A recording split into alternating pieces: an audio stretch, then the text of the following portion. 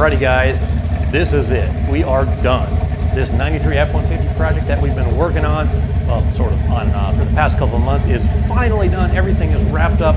We got all the little bugs worked out, which believe me, we had quite a few. And now we are ready to take it on our very first test drive, which means, well, first of all, which means I get to go back to work on my own stuff. I've got some cool suspension parts for the step side project, which we're going to do in the very next upload, and I can't wait to get to that. But first, today is all about wrapping up this project so you guys know what it's like to drive a 480 some horsepower, let's see, was this a 9th gen F-150? I don't know, it's a 93, and it's a pretty cool truck. And if you're new to the channel, first of all, please subscribe because I think we do some pretty cool content on here, building and racing and having fun with trucks. But second of all, here's just a quick up to speed on this project and kind of what our goals were and where we started, I guess. So it's a 93 single cab short box 4-wheel drive XLT. It's a really nice truck. It is from Nevada, so there's no rust at all. And it came to me with a stock 200 horsepower, 5.8 liter. It's a 351 Windsor, and it's kind of a cool looking engine. I like the intake design on here. Really long runners for lots of low speed torque. Cool little dual inlet throttle body there. These are really reliable engines. They're smooth running, but they make 200 horsepower, which is like nothing to write home about. And the owner, he wanted a lot more. In fact, we more than doubled the power output of this thing by installing a Blueprint Engines 408 stroker, which is based on the same architecture as this guy right here, but it's got a bigger stroke crankshaft in it, and it makes a lot more power. I think the numbers are somewhere around like 480, 470 horsepower, and then torque was like 508. Now it does look like there's a carburetor on here, but that's actually a Holley Super Sniper EFI. So we've got, you know, the most advanced, up-to-date engine controls on here. This thing controls timing, it controls the fuel, obviously. And it's a really great running setup, but we did have some issues getting this thing not wired because the wiring was pretty straightforward, but I had some interference issues. Now, basically what happened is after I recorded the last video of starting this thing up for the first time, we ran it for a little bit, took the video, edited it, whatever. And then I started doing some testing and let the engine run a little bit more, let it get up to operating temperature. And I noticed every now and again, it would just shut off. And it was as if somebody had just reached in and hit the key off just for a split second because the little display actually didn't turn off. It just, everything turned red for a second. I did a little bit of thinking, and at first I was like, well, did I miswire something? Did I have my, you know, is the wire I thought I had, a switch 12 volt, actually something else that's losing voltage? But I did double check that real quick, but it wasn't that. In fact, it had to do with something that's really difficult, or can be difficult to track down, electromagnetic or radio frequency interference. I'm not entirely I'm not entirely sure which one it is. Come on, spit it out. But I do know that there's a lot of voltage present in the ignition system. I mean, we've got a coil that puts out like, what, 40 to 60 to 70,000 volts. And all that voltage is traveling through those plug wires, and it does, I don't know if radiate is the proper term, but basically some of that voltage and energy can escape through the insulation on the plug wires and make its way into other wires in the engine harness. And when that little spike of voltage goes into the engine harness, the Holley computer doesn't like it, so it kind of does an internal reset really quickly, which is why it appears that the engine has shut off just for a split second. Now, I remembered this, and we had another project years ago where we did something similar on it was not a Holley EC, it was something else, but it still had the same sort of interference issues. So I did a little bit of research, and just kind of in general terms, these are the likely candidates. You know, alternator, if you have a certain type of alternator, they can be a little bit noisy and they can produce a lot of that energy. Extra wires, this one I did, and that helped quite a bit. There's a lot of extra wires in the Holley wiring harness that aren't used, things for like, you know, 2 cooling fans, different analog inputs and outputs, things like that. And those can actually act like an antenna of sorts and pick up some of that radiation or energy or whatever it is and send it into the computer. So we got rid of all the unused extra wires in the harness. And then from there, we did a little bit of extra shielding with some of that copper foil tape. We routed the wiring harness a little bit differently, and finally new plug wires, because until this point, I should have put new plug wires on right away, but I was actually using the original ones that came in the truck because they looked brand new, but they were probably a little bit old. And the one giveaway I found on the plug wires is kind of interesting. I've never done this before, but I wrapped everything with aluminum foil. started the truck up, and I shut off all the lights in the shop. And when it was dark, I could see little sparks kind of jumping everywhere from that aluminum foil that's wrapped around the plug wires, which meant there's some energy escaping and I needed a better plug wire. So I put some new ones on there, and I tried to do my best impression of a Pat Topolinsky spark plug wire job, because that man can run some really clean plug wires. I have everything separated with those like zip tie spark plug custom wire looms, and I think it looks pretty nice.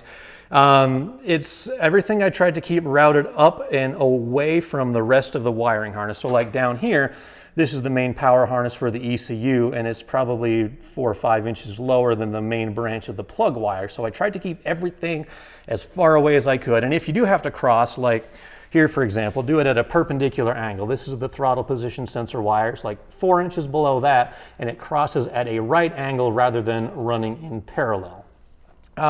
So in general terms, that's kind of some of the issues we had to fight with.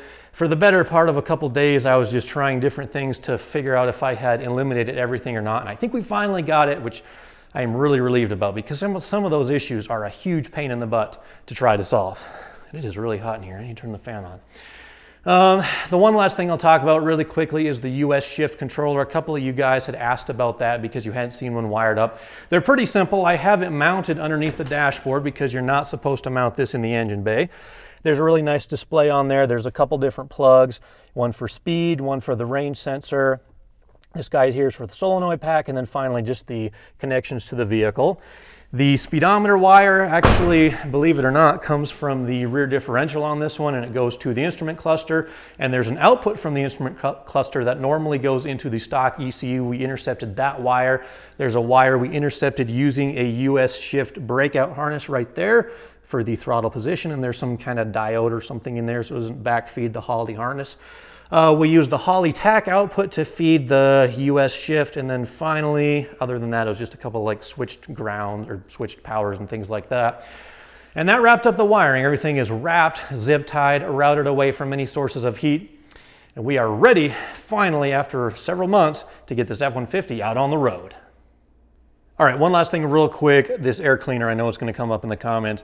Yes, it's a 10-inch air cleaner. Yes, it's probably not big enough for this engine right now, but it's just temporary because the owner does want to build an off-road dust separator style air filter thing. We're going to put like a carb hat on there with maybe like a 4-inch tube, and we're going to run it over here on the fender well with a big giant off-roady style dust, I don't even know what you call it, like a dust separator, I guess.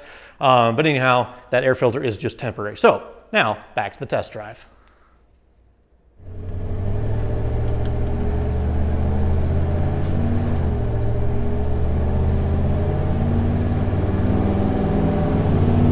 All right, guys, so this is kind of like the moment of truth. This is when everything comes together, and either it works or it doesn't. I've probably mentioned this already, but I fought a lot of issues just trying to get this thing to run smoothly. And I'm hoping we get everything kind of sorted out. So right now we're just out on the road, just doing a function test to make sure, it doesn't overheat, make sure that the fuel gauge works, make sure that, everything that we've integrated into this truck is doing what it should. So far, fingers crossed, everything seems to be doing pretty darn good. Now, we do have like 480 some horsepower on tap. I'm not really going to set the world on fire right now. We're just gonna drive it around nice and easy, make sure it all works, and then the owner, I'll let him take it out and hot rod it, whenever he's ready to do so.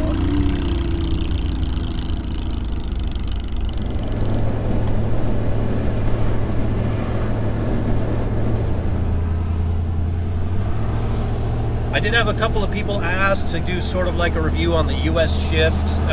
They call it a quick 2. It's basically a TCM that controls the E4OD in this swap application. I gotta say, so far I'm pretty impressed. It's set up very simply. I did have a few questions on wiring. I called those guys up, they answered, and they knew exactly what to do. So the installation was very simple, very straightforward. It's kind of cool because I get it mounted down there below the dash. It has a speed display on it. It shows the trans temp, which is a nice thing to know, so you don't have to have another gauge up here. Let's see, it shows what gear you're in. It kind of shows where the selector is. So it's a really cool controller, and like I said, so far so good. I've had this truck on and off many times. I've had the battery connected and disconnected, and once I went through like the initial setup, I haven't had to do any reprogramming or anything like that. So the US shift, it's doing what it should. We got all 4 gears, the converter lock, so we're doing great there. I'm happy with that. And then finally, I guess just my thoughts on the Holley Super Sniper. I think I mentioned this way in the very beginning when we started this. I probably would have preferred, if it were me, to do like a Terminator or something like that with a multi-port injection setup. But this is what the owner selected, and when it runs smooth, I mean, this thing is running perfectly. Like I said, I think everything is squared away. We are running at a perfect 180 degrees on the water temperature. We've got good oil pressure. All the gauges work. I really, really love that. I took the time to make that happen. So yeah, this truck for the most part is done, and it's probably going to be the last time you see it for a little while. We are going to be doing some suspension stuff a little bit later on this fall. But for now, we're just driving, we're enjoying it, and I'm really, really relieved that this truck is, I need to knock on some wood, but I'm going to call this truck done.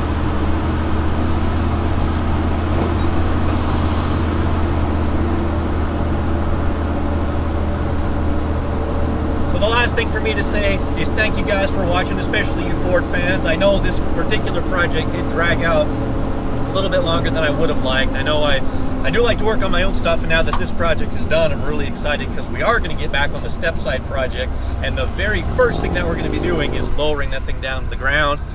So I'm really excited for that. So if you guys haven't already, do me a favor, like and subscribe to this channel. Click the like button, drop a comment down below, let me know what you think of this Ford. I think it's a really cool truck. To me, it sounds awesome. That Blueprint engine's got a really good cam in there. Sounds great. I love it. I wouldn't change a thing. Thank you guys for watching. We'll catch you next time.